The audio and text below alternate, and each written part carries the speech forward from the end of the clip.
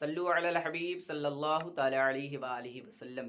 ناظرین اکرام، آج کی اس چھوٹی سی ویڈیو میں ایک خوبصورت واقعہ لے کر ہم آپ کی سماعتوں کی دہلیز پر حاضر ہیں۔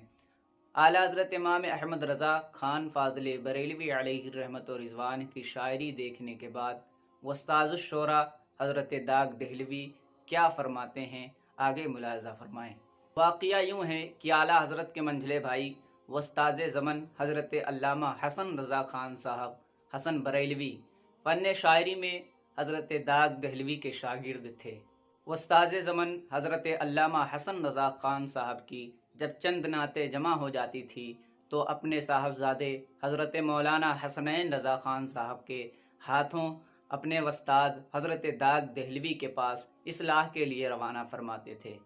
ایک بار کا واقعہ ہے کہ استاد زمن حضرت علامہ حسن رضا کا کلام لے کر مولانا حسنین رضا صاحب دہلی جا رہے تھے۔ اعلیٰ حضرت نے دریافت فرمایا، کہاں جانا ہو رہا ہے؟ حضرت مولانا حسنین رضا صاحب فرماتے ہیں، والد صاحب کا کلام لے کر استاد داغ دہلوی کے پاس جا رہا ہوں۔ اعلیٰ حضرت امام احمد رضا خان فاضل بریلوی علیہ رحمت و رضوان اس وقت وہ کلام قلم بند فرما رہے تھے جس کا مطلب یوں ہے، ان کی مہک نے دل کے گنچے کھلا دیے ہیں، جس راہ چل دیے ہیں کوچے بسا دیے ہیں، جس راہ چل دیے ہیں کوچے بسا دیے ہیں۔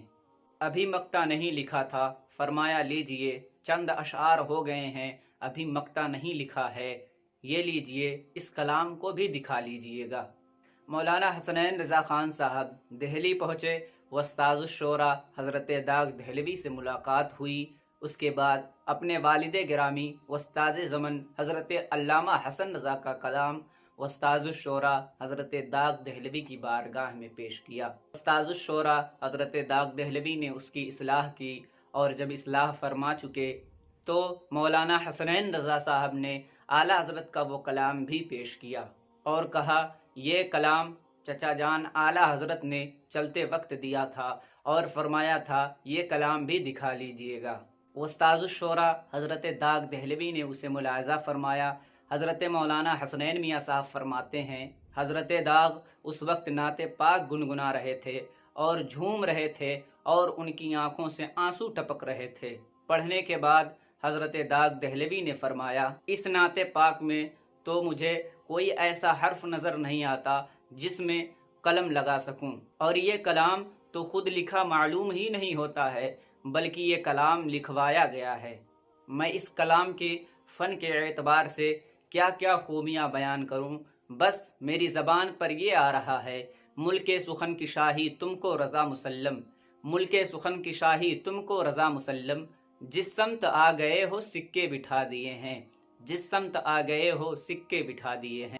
اور فرمایا، اس میں مقطع بھی نہیں تھا، لیجئے مقطع بھی ہو گیا۔ نیز اعلیٰ حضرت امام احمد رضا خان فاضل بریلوی علیہ رحمت و رضوان کو ایک خط لکھا کہ اس نعت پاک کو اپنے دیوان میں اس مقطع کے ساتھ شامل فرمائیں، اس مقطع کو علیحدہ نہ کریں اور نہ دوسرا مقطع کہیں۔